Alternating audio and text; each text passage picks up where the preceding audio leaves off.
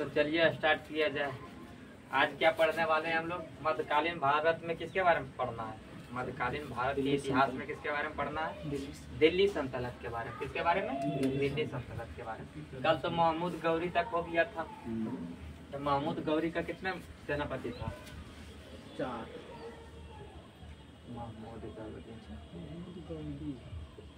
महमूद गौरी का मुख्य रूप से 3 गो था। कौन कौन? कुतुबुद्दीन ऐबक,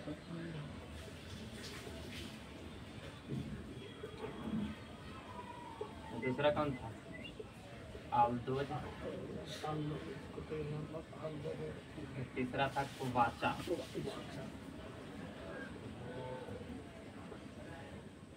कौन था? कुबाचा। चौथा दर्जा दिया है किसको? बख्तियार किसको?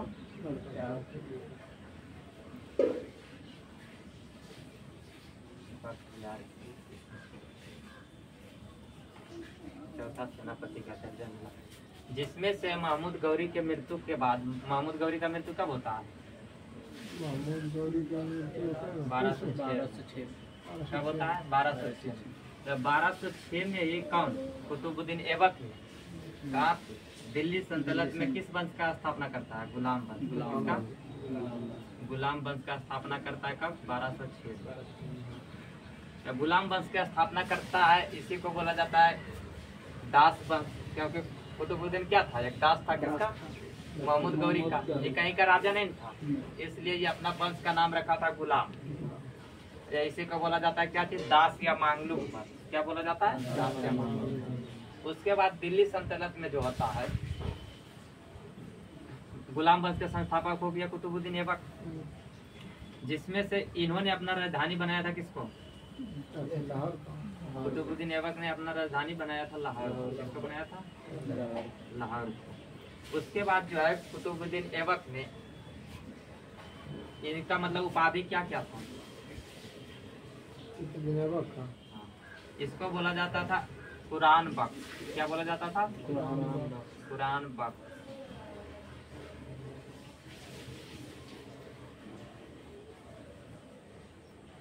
कुरान बख्श बोला जाता था क्यों? क्योंकि ये क्या किए थे? कुरान को कंठस्थ आदि किया था। क्या किया था? कुरान को पूरा मतलब कुरान को आदि किए थे। कौन?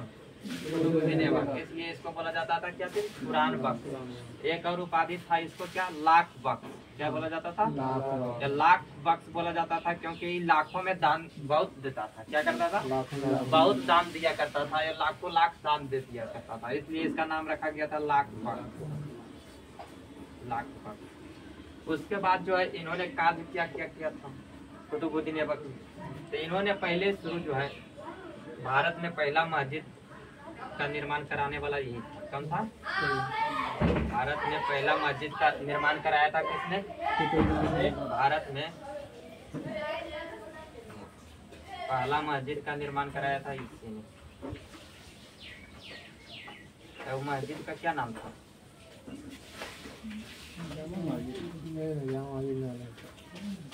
इस्लाम मस्जिद। क्या था? कौन मस्जिद था?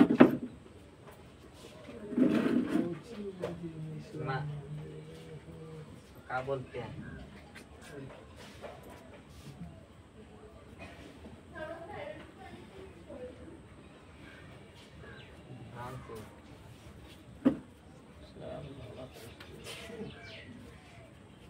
चलिए बताइए। उसके बाद इन्होंने स्थापना कराया था किसका? 2.5 दिन का झोपड़ा। किसका? 2.5 दिन का 2.5 दिन का झोपड़ा।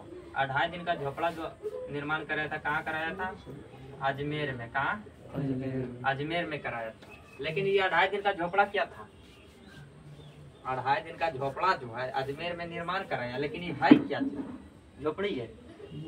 कुब्बतुल इस्लाम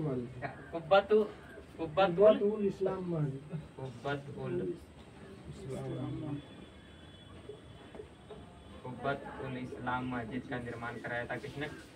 कुतुबुद्दीन ऐबक ने, जो भारत का पहला इस्लाम मस्जिद था। मस्जिद ये 2.5 दिन का झोपड़ा भी है, वो मस्जिद था। क्या था? मस्जिद था, जो निर्माण कराया था किसने? कुतुबुद्दीन ऐबक ने। कहाँ? अजमेर। इन्होंने निर्माण नींव डाले था किसका? कुतुब मीनार का। किसका? कुतुब मीनार। कुतुब मीनार का नींव डाला था, लेकिन पूरा नहीं करा पाया था। कुतुब मीनार नींव मतलब शुरुआत किया था। उसके बाद जो है ये कुतुब मीनार का जो है किसके याद में कुतुब मीनार का निर्माण करना शुरू किया था? कुतुबुद्दीन बख्तियार काकी, जो कौन था? इसका गुरु था बख्तियार। कुतुबुद्दीन ऐबक का कौन थे? गुरु था। कौन? कुतुबुद्दीन बख्तियार काकी। कुतुबुद्दीन बख्तियार काकी के याद में कुतुब मीनार का निर्माण कराना मतलब कि शुरू किया था। कुतुबुद्दीन बख्तियार काकी ये कौन था? कुतुबुद्दीन ऐबक का गुरु था। क्या था? इन्हीं के याद में कुतुब मीनार का नींव मतलब रखा था, शुरुआत किया था। उसके बाद जो होता है क्या चीज? कुतुबुद्दीन ऐबक का जो है मृत्यु कैसे हो जाता है? चौगान खेलते समय। चौगान खेलते समय घोड़ा से गिरकर इसका मृत्यु हो जाता है। किसका? कुतुबुद्दीन ऐबक का। जो कब होता है? 1210 में। चौगान खेलते समय।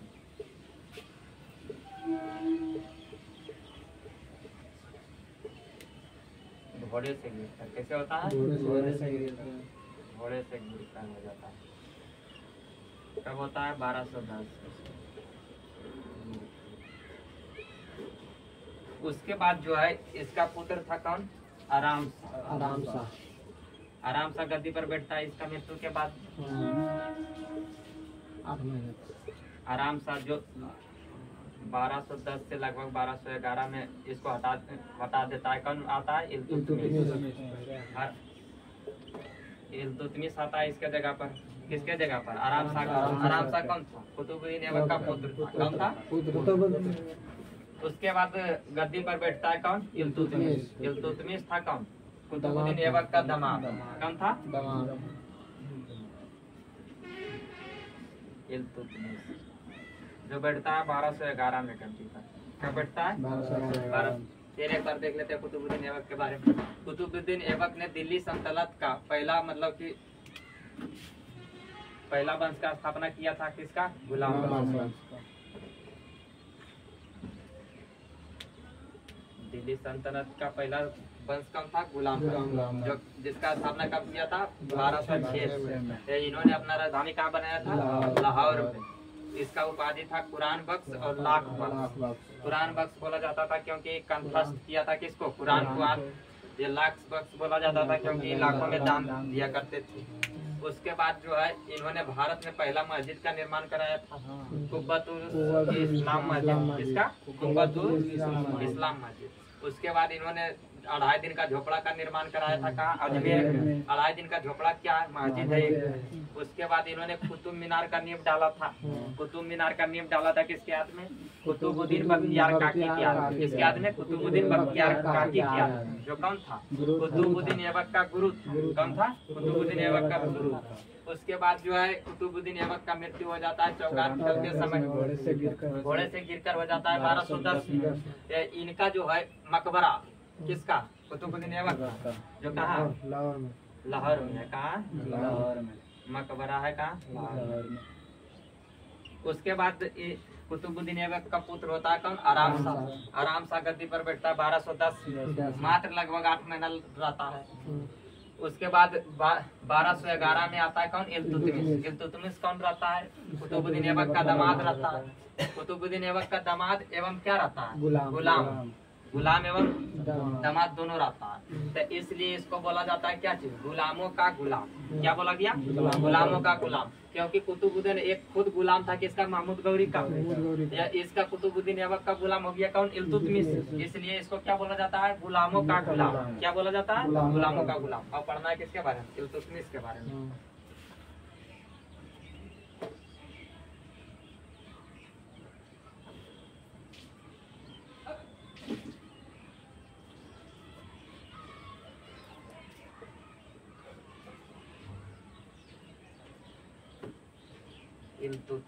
इल्तुतमिश गद्दी पर बैठ गया 1211 में।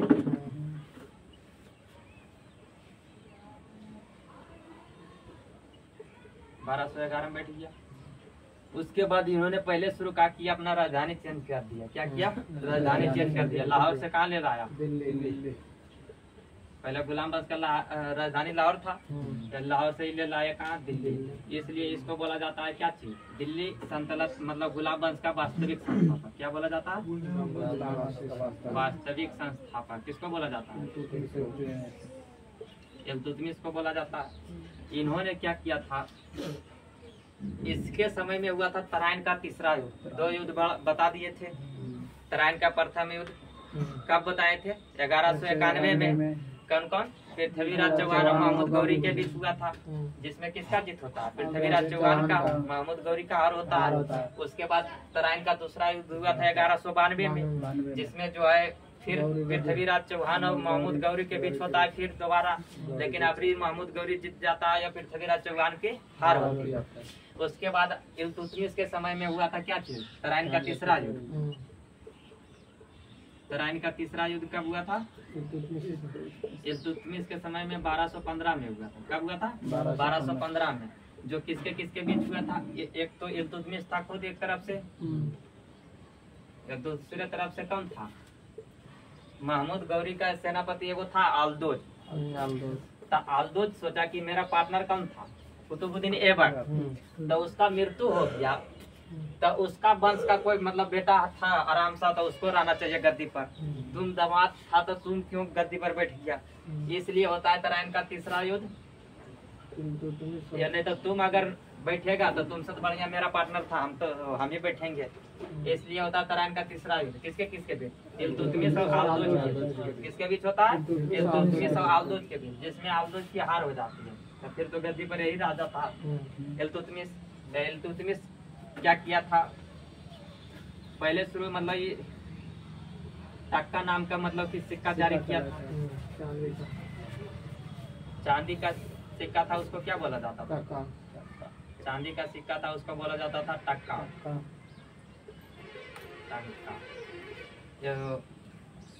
ये वो क्या था? तांबा का। तांबा का था, उसको बोला जाता था जीतल। क्या बोला जाता था? तांबा का जो सिक्का था उसको बोला जाता था जीतल। ये इन्होंने मतलब कि क्या चीज सिक्के पर क्या लिखाया था? टकसाल। क्या अपने सिक्का पर क्या लिखाया था? टकसाल लिखाया था। उसके बाद जो है इन्होंने क्या किया? इल्तुतमिश ने किसका स्थापना किया था? एकता प्रथा का शुरुआत किसने किया? क्वेश्चन ही पूछा जाता है। एकता प्रथा का शुरुआत किया था किसने? इल्तुतमिश ने। इन्होंने किसका? चालीसा दल का भी स्थापना किया था। चालीसा दल क्या था? चालीसा दल था, सरदारों का था। 40 सरदारों का एक ग्रुप था। क्या था? 40 सरदारों का एक ग्रुप था, उसे बोला गया था चालीसा दल। एकता प्रथा का शुरुआत किया था किसने? इल्तुतमिश ने। चालीसा दल का भी शुरुआत किसने किया? इल्तुतमिश ने। इन्होंने न्याय की घंटी लगाया था। क्या लगाया था? न्याय की घंटी किसने लगाया था? इल्तुतमिश ने। अगर जैसे अपने गेट के पास जो है 2 शेर बनाया था चित्र। किसका? शेर का। ये शेर के गला में घंटी लगा दिया था कि जिसको कोई चीज के न्याय की जरूरत है तो आके वो घंटी को बजा देता था। तो उसके बाद ये बाहर से आता था, ये उसको न्याय दिलाने का कार्य करता था। इसलिए लगाया था क्या चीज? न्याय की घंटी। कौन लगाया था? इल्तुतमिश। इसी के समय में मंगोल आक्रमण हुआ था। किसका? किसके समय में? इल्तुतमिश के समय में। किसका? मंगोल आक्रमण हुआ था। पहली बार मंगोल आक्रमण कब हुआ था? इल्तुतमिश के समय में, जो कब हुआ था? 1221 में। कब हुआ था? 1221 में। यह मंगोल का जो नेतृत्व करने वाला था कौन था? चंगेज खान था। कौन था? तो पहला मंगोल आक्रमण कौन हो गया? Genghis Khan. जो किसके समय में किया था? इल्तुतमिश के समय। चलिए देख लीजिए आप। इल्तुतमिश गद्दी पर बैठता है 1211 में। इन्होंने पहली बार क्या किया? राजधानी चेंज करके दिल्ली ले लाया लाहौर से। उसके बाद जो है वास्तविक संस्थापक इसको माना जाता है, क्योंकि इन्होंने राजधानी कहाँ लाया था? दिल्ली। कुतुबुद्दीन ऐबक ने अपना राजधानी कहाँ बनाया था? लाहौर। तो दिल्ली सल्तनत का जो होता है वास्तविक संस्थापक माना जाता है किसको? इल्तुतमिश को।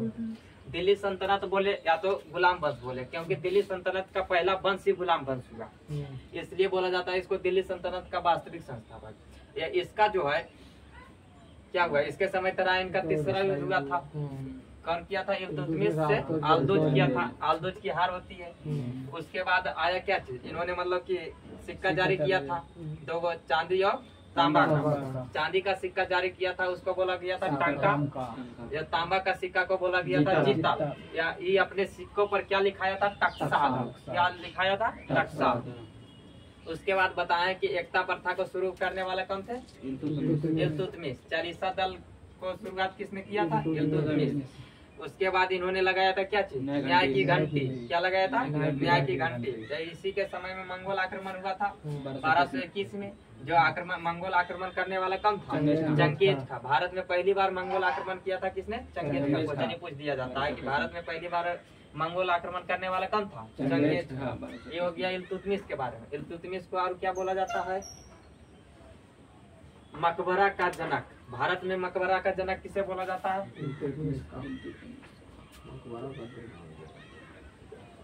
भारत में मकबरा का जनक किसे बोला जाता है? इल्तुतमिश को बोला जाता है, क्योंकि इन्होंने किसका सुल्तानगढ़ का मकबरा, सुल्तानगढ़ी का मकबरा पहली बार बनवाया था किसने? इल्तुतमिश ने। सुल्तानगढ़ी का मकबरा कहाँ? दिल्ली में। कहाँ? दिल्ली में। यह बताना है कि इन्होंने किसकी याद में सुल्तानगढ़ी का मकबरा बनाया था? तो इसका एगो पुत्र था नसीरुद्दीन महमूद शाह। कौन था? नसीरुद्दीन महमूद शाह, जिसकी याद में मतलब कि इसके राते ये उसका मृत्यु हो जाता है। किसका? नसीरुद्दीन महमूद शाह। नसीरुद्दीन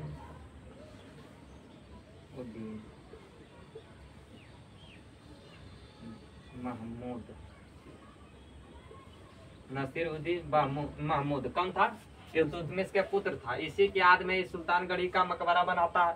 पहली बार भारत में मकबरा बनाता है, इसलिए इसको बोला जाता है मकबरे का जनक। भारत में मकबरे का जनक किसे बोला जाता है? इल्तुतमिश। नसीरुद्दीन महमूद कौन था? इल्तुतमिश का पुत्र था। ये हो गया इल्तुतमिश के बारे में। इसके बाद जो है ये रहता है 1236 तक। कब तक रहता है? 1236। 1236 में इसका एगो पुत्री रहती है। क्या रहती है? पुत्री का मतलब हुआ बेटी। बेटी कौन थी? रजिया सुल्तान। कौन थी? रजिया सुल्तान। रजिया सुल्तान जो है 1236 में गद्दी पर ही बैठती है पिता के मृत्यु के बाद। कौन बैठती है? रजिया सुल्तान। रजिया सुल्तान भारत की पहली महिला शासिका थी।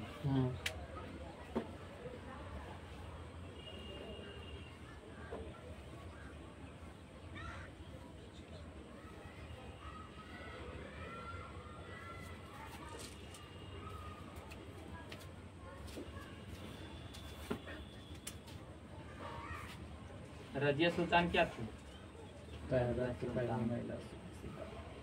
कब बनी थी? 1236। रही थी कब तक? 1240 तक। रजिया सुल्तान भारत की पहली महिला शासक थी। क्या थी? भारत की पहली महिला शासक। भारत की पहली महिला शासक शासिका।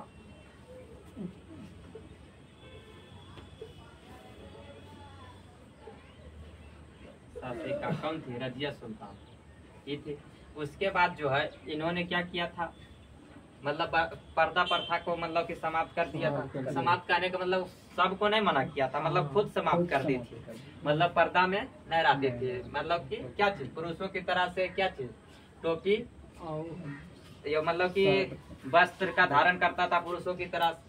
उसके बाद जो है क्या चीज? इसी के समय में किसका? भटिंडा का मतलब कि क्या चीज था? भटिंडे के कौन था? अल्तुनिया। अल्तुनिया से इसका मतलब कि लड़ाई होता है।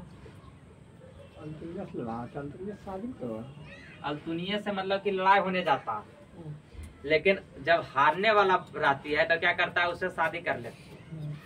किससे? अल्तुनिया से। अल्तुनिया से। अल्तुनिया कहाँ का शासक था? भटिंडे में नहीं? किससे? अल्तुनिया से क्या करती है? 1240 में विवाह कर लेती है। विवाह कर लेती है। यही जो है विवाह करके वापस जब आ रही थी, कब? 12 अगस्त 1240 में। तो इसको क्या होता है? डाकुओं द्वारा दोनों को मार दिया जाता है। डाकुओं द्वारा क्या किया जाता है? हत्या कर दी जाती है। हत्या कर दी जाती है किसका किसका, रजिया सुल्तान तो उसके साथ अल्तुनिया का। उसके बाद जो है रजिया सुल्तान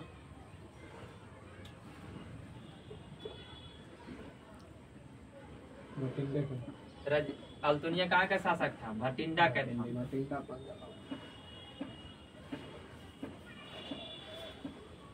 नामा ताद रहवे करता, अलग कंफ्यूजन हो जाता। भटिंडा कहाँ के शासक था, भटिंडा। अल्तुनिया से विवाह करके जो वापस आ रही थी कम रजिया सुल्तान, तब 12 अगस्त 1240 कब 12 अगस्त 1240 को डाकुओं द्वारा क्या की जाती है, हत्या कर देता है दोनों की। उसके बाद जो है यहाँ पे मतलब कि 2-3 शासक और बनता है छोटा छोटा, लेकिन मुख्य रूप से पूछा जाता है किसके बारे में, बलबन के बारे में। किसके बारे में, बलबन जो गद्दी पर बैठता है 1266 से। कब बनता है, 1266 में। 1266 में बनता है। इसका पूरा नाम क्या रहता है, गयासुद्दीन बलबन। गयासुद्दीन बलबन, ये भी पूरा नाम इसका नहीं है। गयासुद्दीन बलबन था, क्या था, जो कब तक रहता है, 1287 तक। कब तक रहता है, 1287। इसने कौन सा नीति अपनाया था, लव एवं रक्त की नीति। लव एवं रक्त की नीति किसने अपनाया था, बलबन ने अपनाया था। इन्होंने क्या किया था, एकता प्रथा को शुरू किसने किया था, इल्तुतमिश ने। लेकिन उसको क्या किया, बलबन ने समाप्त कर दिया। क्या किया, एकता प्रथा को समाप्त किया। चालीसा दल भी स्टार्ट किया था किसने, इल्तुतमिश ने। लेकिन चालीसा दल को भी इन्होंने क्या किया, समाप्त कर दिया।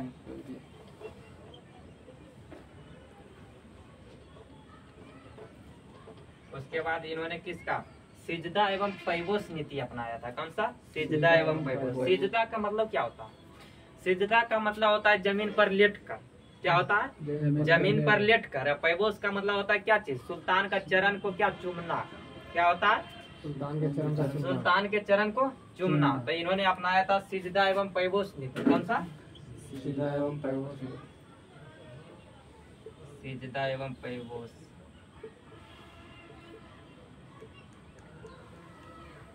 नीति अपनाया था किसने, बलबन ने।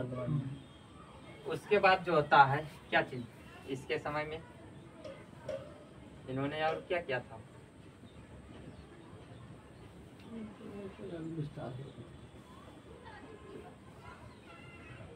इसके समय में भी दूसरा बार मंगोल आक्रमण होता है। इसके समय में, बलबन के समय में दूसरा बार मंगोल आक्रमण होता है 1278 एवं 1285 में 2 बार। इसमें जो करता है, इसका बलबन की तरफ से जो नेतृत्व कर रहा था इसका पुत्र था। पुत्र का क्या नाम था, बलबन के पुत्र का क्या नाम,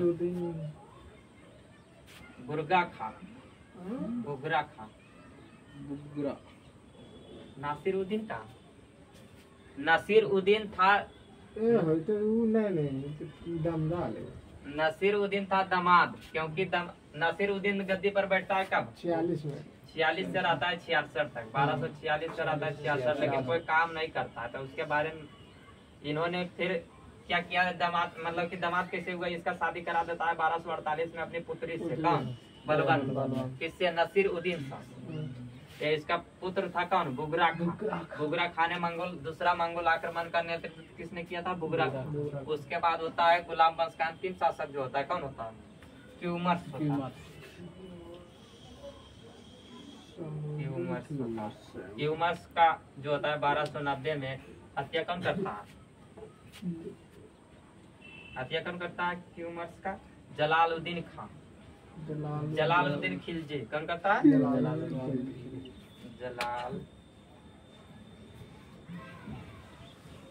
खिलजी। जलालुद्दीन खिलजी करता है क्या चीज, क्यूमर्स का हत्या करता है। जलालुद्दीन खिलजी गुलाम वंश के जगह पर कौन सा वंश की स्थापना करता है, खिलजी वंश। चलिए लाइए पुस्तक से देख लेते हैं कुछ। ये था किसके बारे में? गुलाम वंश के बारे में।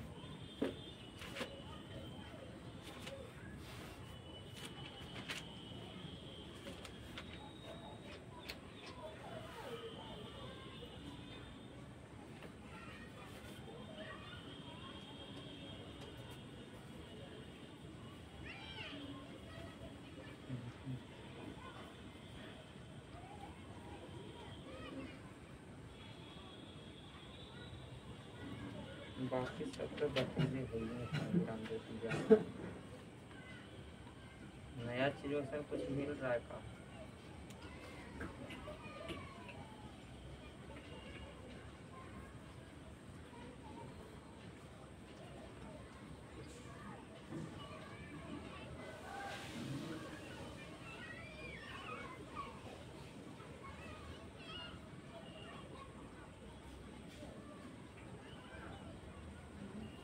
बलबन ने अगर क्या क्या था? नवरोज मतलब त्योहार का प्रारंभ किया था किसने? बलबन ने। किसका? नवरोज। तुर्कान ए चहलगानी मतलब तुर्कान ए चहलगानी क्या था? यही था चालीसा दल जिसको बोला गया, जिसको क्या किया था इन्होंने? समाप्त किया था।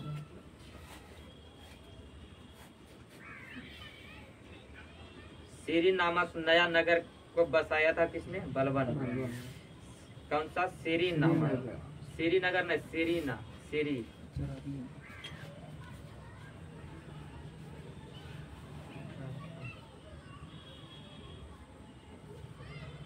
बलबन के दरबार में फारसी के प्रसिद्ध कवि कौन था? फारसी के प्रसिद्ध कवि थे अमीर खुसरो एवं अमीर हसन। कौन था? अमीर खुसरो एवं अमीर हसन। अमीर खुसरो एवं अमीर हसन। तब गुलाम वंश का अंतिम शासक बताइए दिए। क्यूमरस था कि उसका? कैमुरस। उसके बाद जो है कौन आता है? खिलजी वंश। खिलजी वंश के बारे में कल पढ़ेंगे। चलिए बंद कर दिया जाए। ठीक है।